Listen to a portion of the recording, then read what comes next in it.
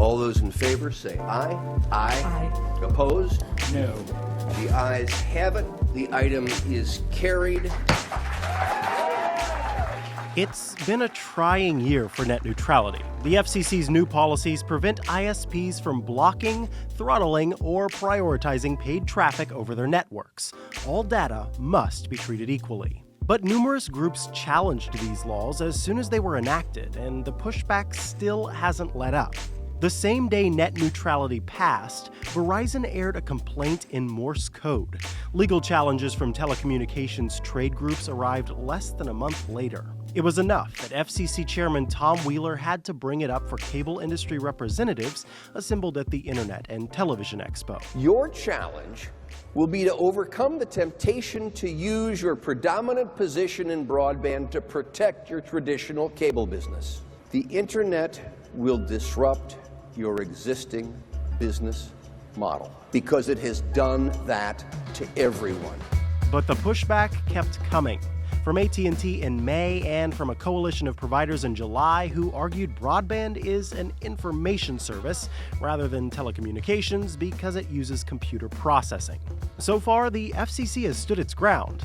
Not that Capitol Hill is making it any easier.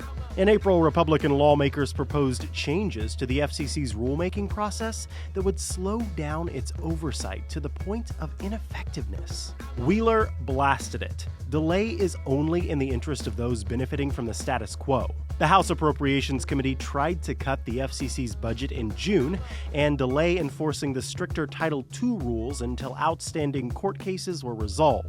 An appeals court rejected a stay that would have protracted those cases, and the White House criticized the unnecessary and costly budget proposals. In November, Republicans tried again. They threw their support behind the telecom trade groups currently fighting it out in court and added riders to early versions of the government's budget that would have prevented the FCC from regulating ISP data caps or fees. Meanwhile, providers are trying new things under net neutrality, like zero rating. For example, T-Mobile and Comcast offer free content through their data services that doesn't count against monthly data caps.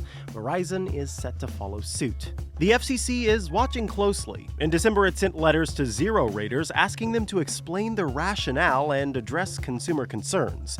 The FCC says it will step in if it has to. Same goes for the no unreasonable interference standard that it would apply to data caps. Oh yeah, Comcast says it intends to expand those caps to more customers next year. Despite the kicking and screaming, one bit of the FCC's rulemaking does appear to have worked as intended. ISPs complained the new rules would stifle investment, but that wasn't the case, as many of them saw higher capital expenditures this year. The broader fight over net neutrality, meanwhile, grinds on in the courts. Judges for the D.C. Court of Appeals heard from cable trade groups suing over the FCC's regulations on December 4th. The case is expected to eventually escalate to the Supreme Court, so look forward to that sometime next year. For Newsy, I'm Micah Sargent.